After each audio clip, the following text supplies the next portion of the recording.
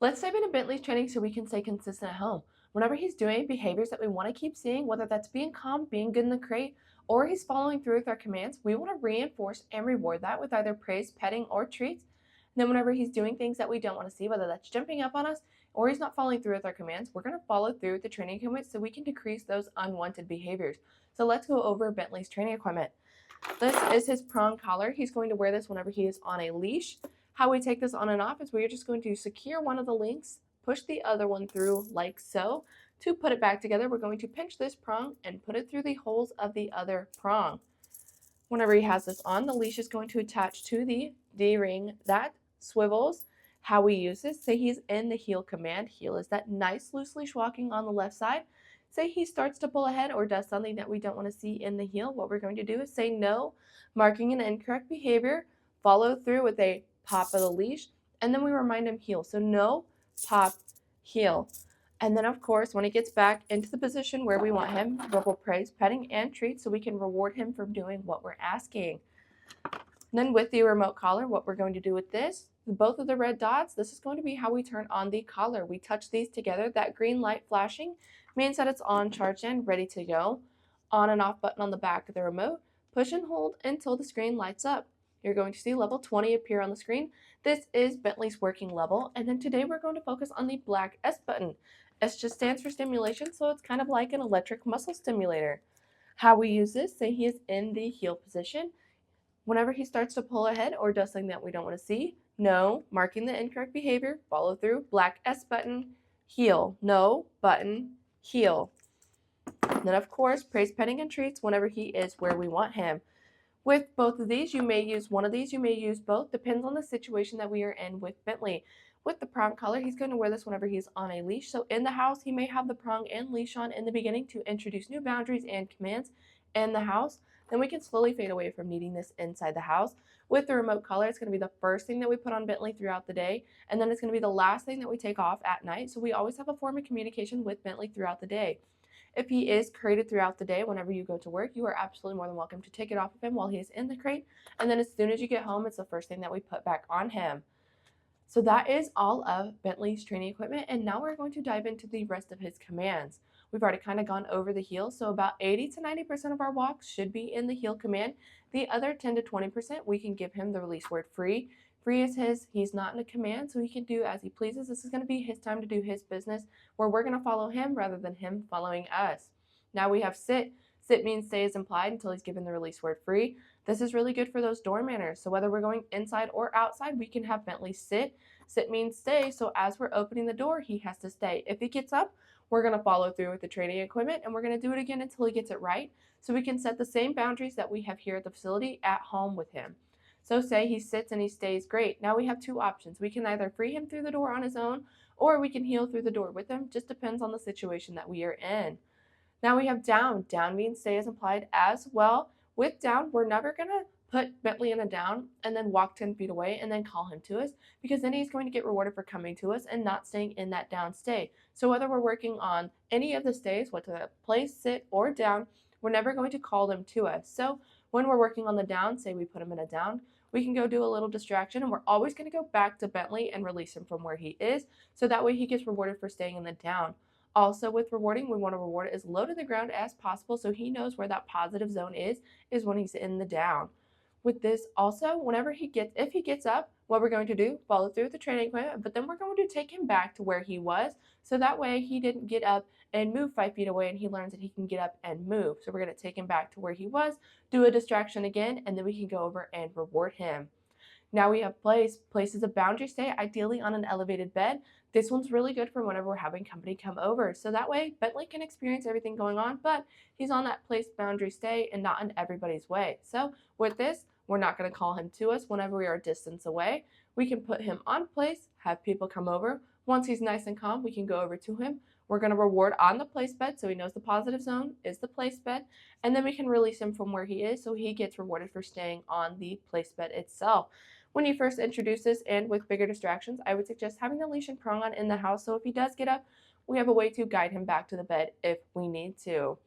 Now we have come when called. When practicing this one, I suggest a 50 to 30 foot leash, just in case he does get extra distracted and we need a way to reel him back into us.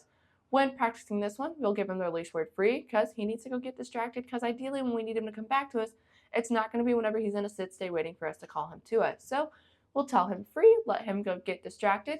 Whenever he is distracted, we can say come in a loud, firm tone, praising him as he's coming to us, backing up just a little bit to invite him into our space. We'll have him sit, and then we give him the reward. Say Bentley gets extra distracted after we have tried to call him to us. What we're going to do is we're going to say no, marking an incorrect behavior of not coming to us, follow through with the training equipment, and then we're still going to praise Bentley as he's coming to us, because just because he made a mistake and was a little distracted out there does not mean we are not going to be the positive zone. We are always going to be the positive zone, which also means we are always going to reward whenever we call Bentley to us. So it starts building up a reward history where he knows he's going to get rewarded for this command every time, which just helps bring positive association with doing this command. Now we have leave it. Leave it just means don't grab that. When you first practice this one, I would suggest starting out with dog say foods, just in case Bentley does grab it off the floor. When you're practicing this one, toss something on the floor, say leave it. If he does, great. If not, follow through with the training equipment, so that way we can teach him not to just pick things up off the floor. I would suggest having the leash and prong on, just in case we need to guide him in different scenarios whenever we're practicing this as well. So that is all of Bentley's commands. Whenever we're working with him, we want to reinforce and reward things that we want to keep seeing, whether that's doing the calm behaviors, coming in and checking with us, or he's being really good in the crate. And then whenever he's doing things that we don't want to see, whether that's making a little bit too much ruckus in the crate or he's jumping up on us, we're going to follow through with the training equipment so we can decrease those unwanted behaviors.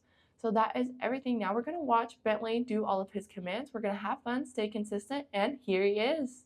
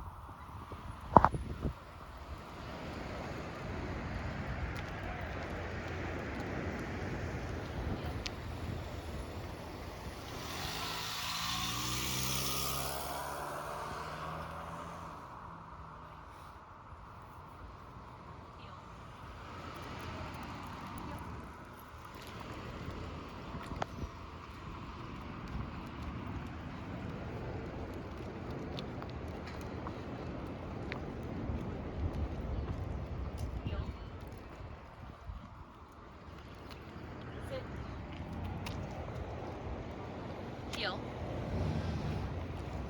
Good boy.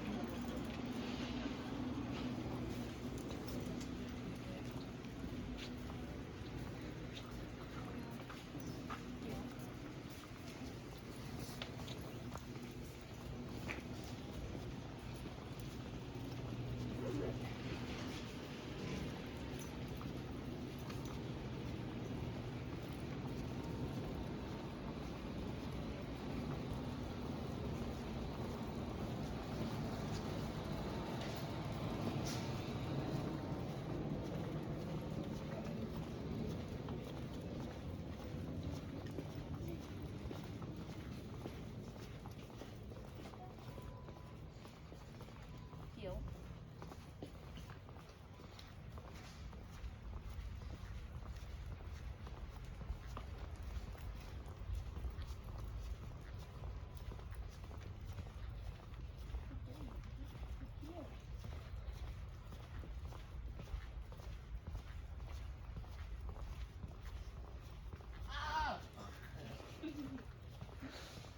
Heel.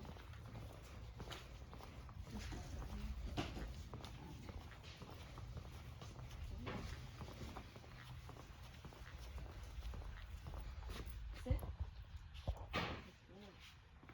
Sit.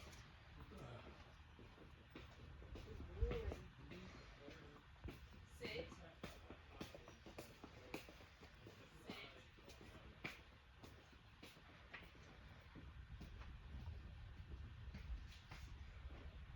Good boy, Bentley.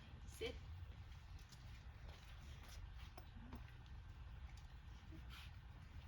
Heel.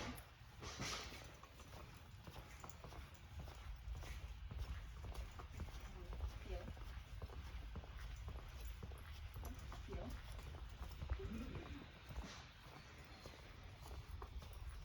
Heel.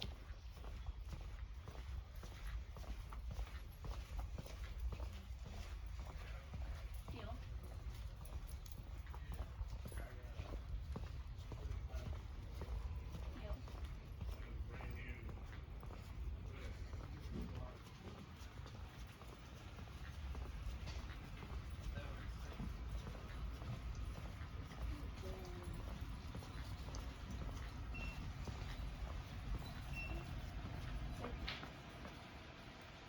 Sit.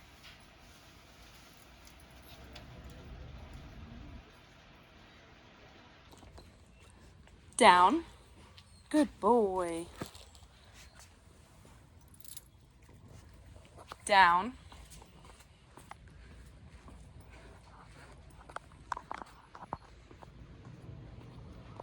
Down.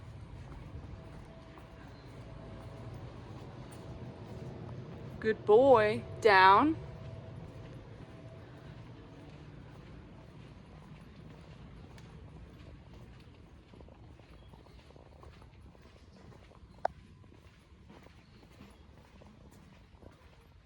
Down. Good boy. Down.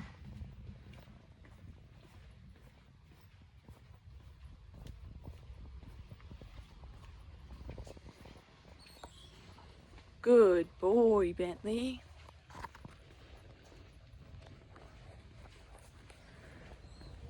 Down. Good boy. Good job. Free. Bentley. Good boy.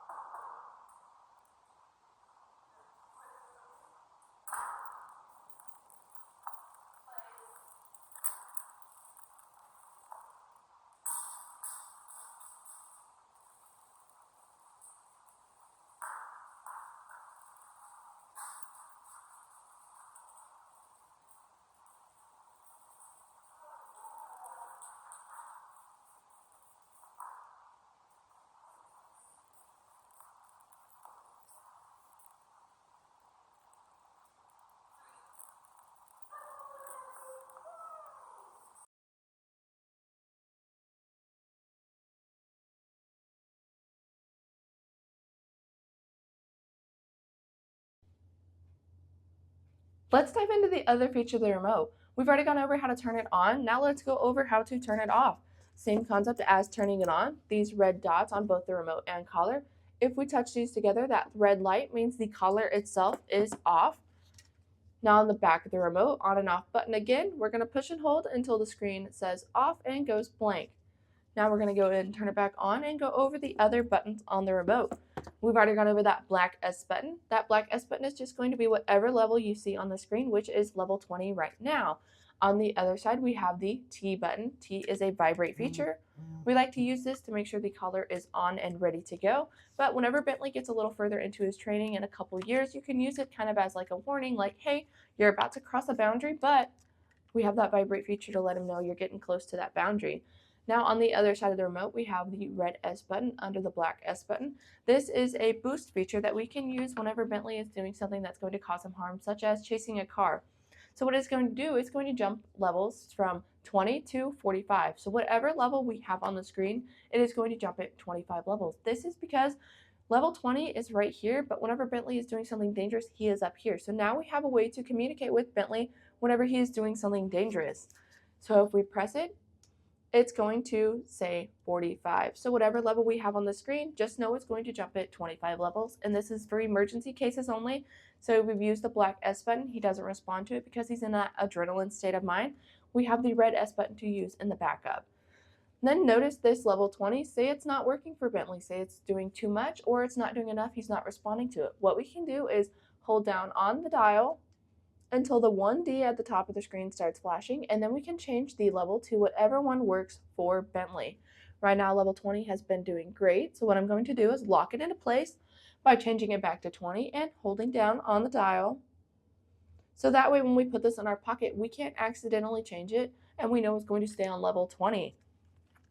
On the back of the remote, the on and off button, this also works as a flashlight feature. So rather than holding it, if we press it, it's going to be a flashing flashlight. Press it twice, solid flashlight. That third time turns it off. Right next to the on and off button, we have an M/C button. This stands for momentary or continuous.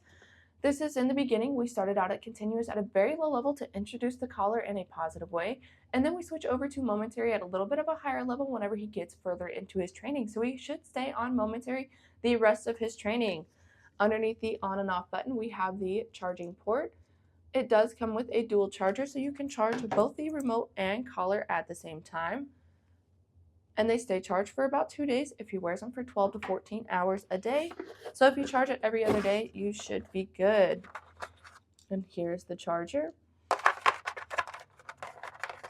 And then it comes with more prongs. These prongs are going to be a little bit longer than the ones that are on there right now. This is for longer haired dogs like Huskies or German Shepherds, where these ones aren't making good contact because they have long hair. Bentley has short hair, so these should do fine for the rest of his training. With the manual, it's at the bottom of the box, so if you just take the black cover out, if you want to go through the manual because you're somebody that likes to read the manual, or you want to know other features of the remote, like I know the vibrate feature is also a tone feature if that's something that you want for Bentley, and it goes over it in the manual of how to switch it over. Both the collar and remote are waterproof, so if they get wet, not too big of a deal, but if Bentley's going to stay wet for an extended period of time, I would definitely recommend moving the collar over or rotating it just so it doesn't irritate one part of his neck too much with the rubbing of the wet water. But that is all of the other features of the remote. So just like in the beginning, reinforce and reward things that we want to keep seeing, and then follow through with training equipment with things that we don't want to see. Then we're going to have fun, stay consistent, and that's everything.